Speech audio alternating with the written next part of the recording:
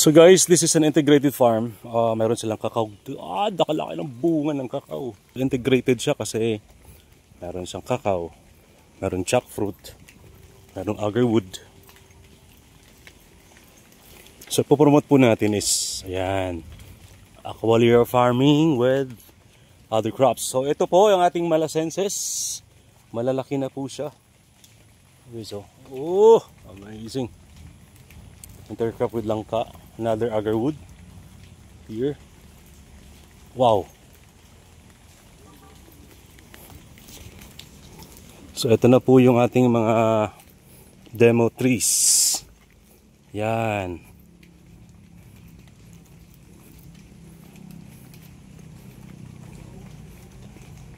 Agarwood, andito po tayo ngayon sa isang farm sa Ormoc. Makikita nyo po yung mga agarwood trees. Ito yung ating demo farm. Ayan. So, ang ganda ng growth ng Aqualaria malaxensis. Yung, wow! Amazing. So, one good thing here, kasi tuloy-tuloy sila nagtatanim. Ayan. So, makita nyo para sang 3x3. And then 4 meters in space. Okay, so, wow. Yan, malaxensis. Yun. So, another set dito. So, you can plant agarwood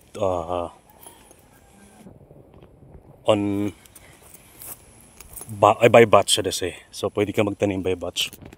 So, ito, another group. Ibang ganda ng pagkagawa ng farm nila. Ito yung ating mga nasampulan.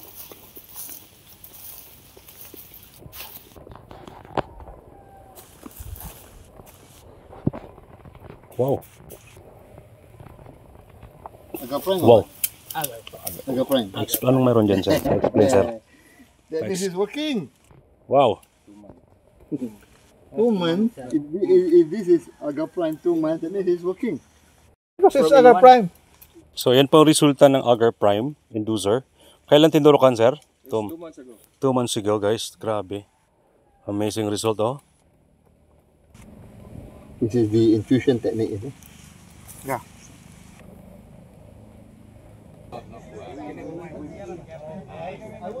So guys, ito po yung ating organic Agar Prime inokulan para sa ating mga agarwood trees.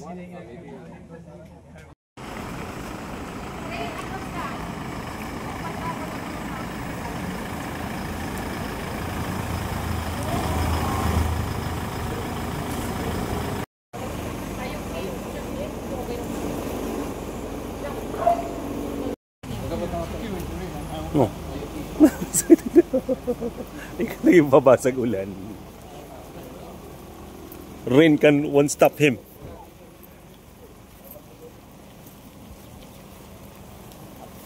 Mamis talaga, no?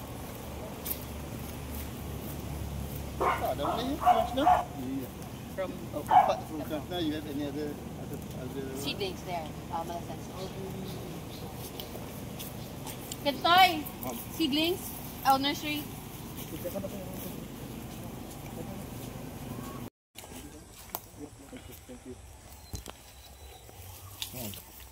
Normally when we talk about the natural Kinam, Kiara or Kalambak, which is the pinnacle of agarwood, or the Rolls Royce of agarwood, or the crown of agarwood, Kinam does not form above the ground.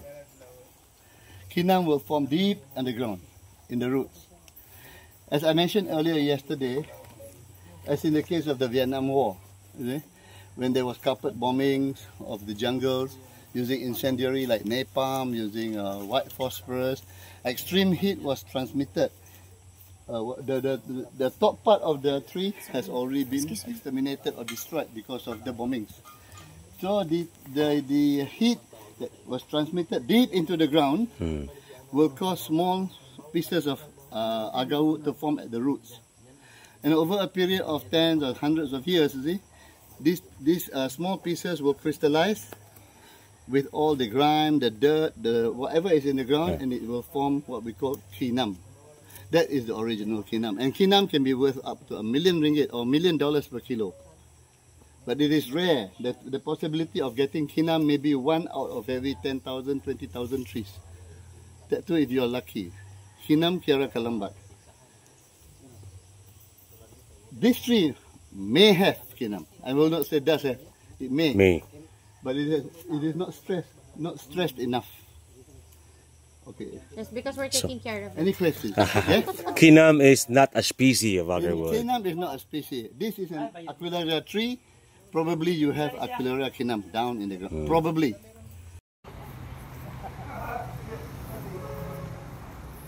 So guys, if you have an agarwood trees and farm like this is the one you need for your inoculation. Agar Prime Bioorganic Inducer. Available po dito sa atin. Beautiful farm.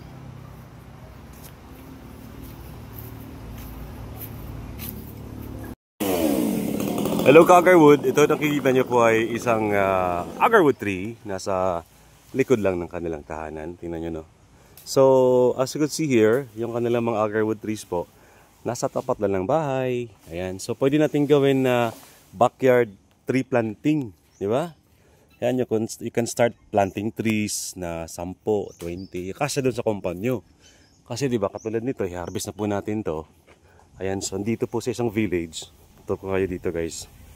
Nakaka-agarwood. Nakita po sa lugar na to.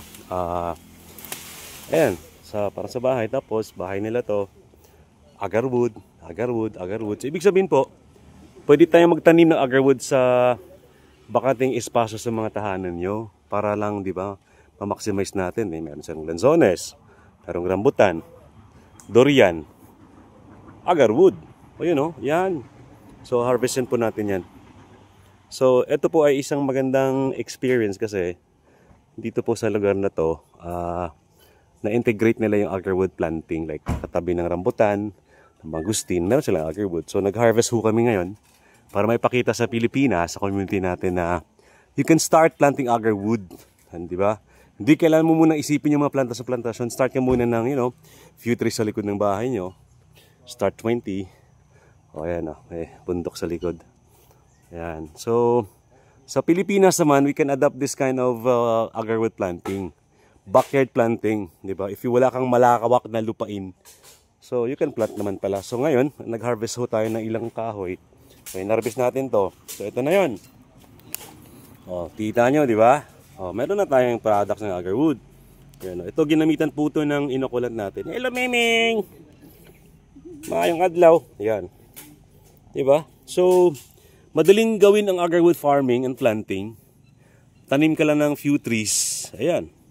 And then, may inokulant tayo ng Agar Prime. O, diba? Additional income yon. Okay? Happy planting, mga ka-agarwood. All these trees here.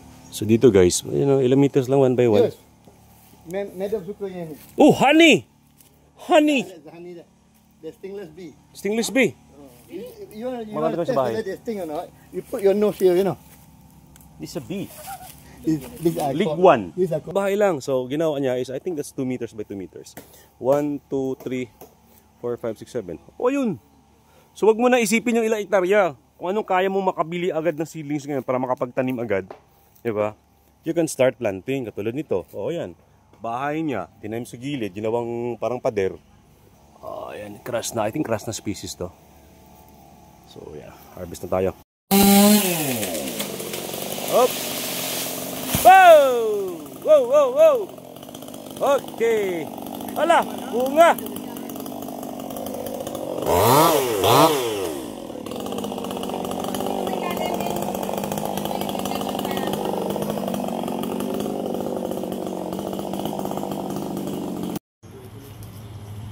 So, ito po yung mga sinensis trees, guys. So, 2 by 2 yung ginagawa nila. Up there, unless of course you spend it in inoculate the tree, you see? Now let's take a look at this one. These are also So guys, ito yung sinensis. Here it is branching. Diba? Likod lang ng bahay. So, sa mga Pilipino, pwede kayo magtanim na kayo. Huwag mo lang isipin yung mga hektaryang lupain nyo. kung anong kaya nyong itanim, yun na. Diba? You can start now. Para, ito kasi 14 years old trees na to eh. So, yan o. So, shout out sa mga Pilipino. You can start planting asap para, siyempre, meron kayong agad kahoy in the few years. Ang maganda dito sa agarwood kasi pag pinutol mo na, pinutol nila yung, ngayon, nag-grow ulit siya. So, very sustainable ang agarwood farming kasi nga, pinutol na siya, tumubo ulit. Nice! Tulad dito. Ayan. Pinutol na.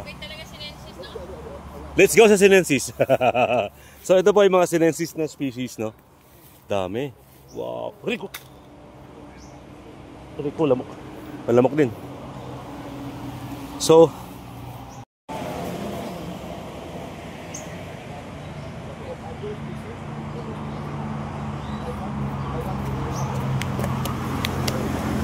sa mga nagtatanong, pwede ba daw itanim ang agarwood sa ibang crops katulad ng mangga?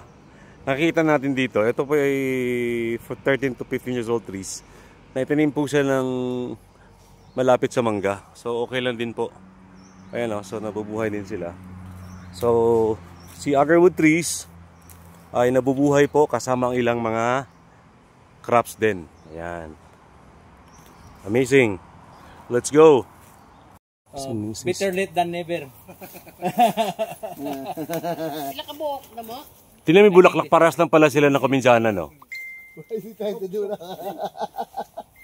Same sila ng flowering, yung forma ng bulaklak. Pwede. Same sila ng kabinjana.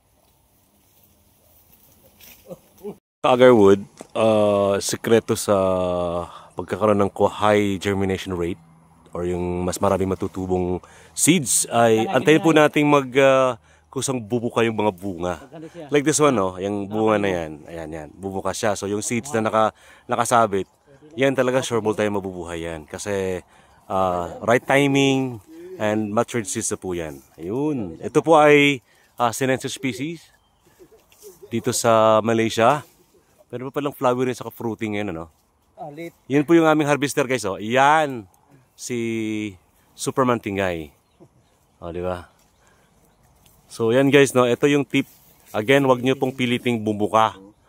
Antayin mo na lang na kusang bubuka para sure ball tayong matured seeds nga yung makukuha natin. Nice.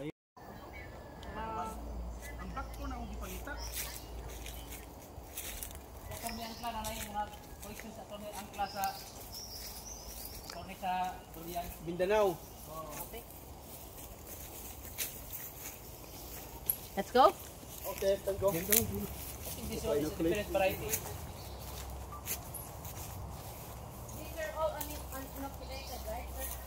Mga ka-agarwood, mag-harvest tayo ngayon ng agarwood tree. Ito po ay sinensis.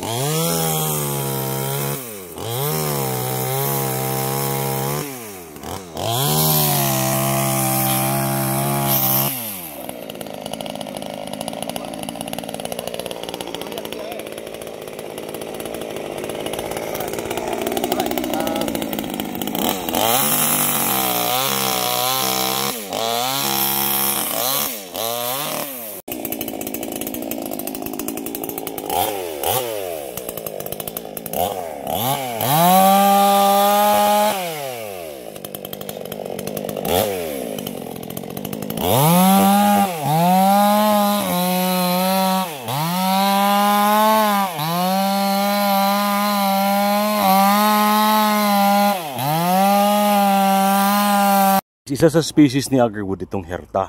Kaso lang, sobrang liit. 14 years old pero maliit pa rin. This is one of our biggest. This is 15-year-old. 15. Philodendron sinensis tree. So this is 15 years old. Let's see. Come. Ambil video Ambil video. Saya nak cerita sikit dengan dia orang. Come over here. I will show you. Pasaman.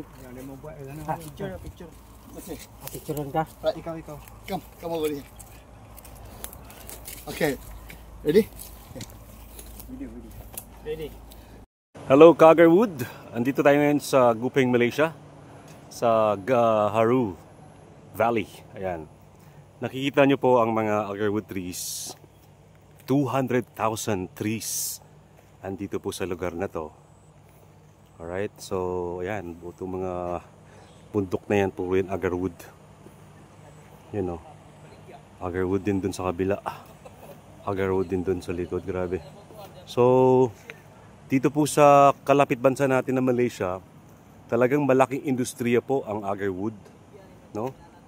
So, wag tayo matakot magtanim, di ba? Tanungin sino buyer. Sa ngayon, planting muna tayo. Don't worry about the buyers. Kasi, di ba, if we have enough supply and more products, eh di ba, dadami yung mga buyers natin. Kasi nga, as of the moment, panahon to ni agarwood para sumikat din as one of the big industries sa larangan po ng agrikultura. Kaya kung ako po sa inyo, if you have vacant spaces, tanim kayo ng agarwood, you know. So ito po ay isang lugar sa Malaysia na talagang parang ma-inspire ka, no? Makita tong ganito kalawak na taniman ng agarwood. So ayan. At least, di ba, may idea tayo mga Pilipino na ang agarwood pala or Aquileia trees isang malaking industriya tulad dito sa Malaysia and some countries. Malaysia pa lang to, how about the Vietnam, Cambodia, Thailand? So sana po sa Pilipinas magiging positive lang tayo sa agarwood na to. Bigyan natin ng opportunity itong agarwood na mag-grow. Tama ba? Dito naman sa ating community, tuloy-tuloy po ang ating support sa mga small scale farmers and medium scale farmers ng agarwood. Ayan, so sana po, no, if you have an opportunity to visit this place, itong Gaharuti Valley, dito po yan sa Gupeng. Yan, tama ba? Gupeng, Malaysia. Yun.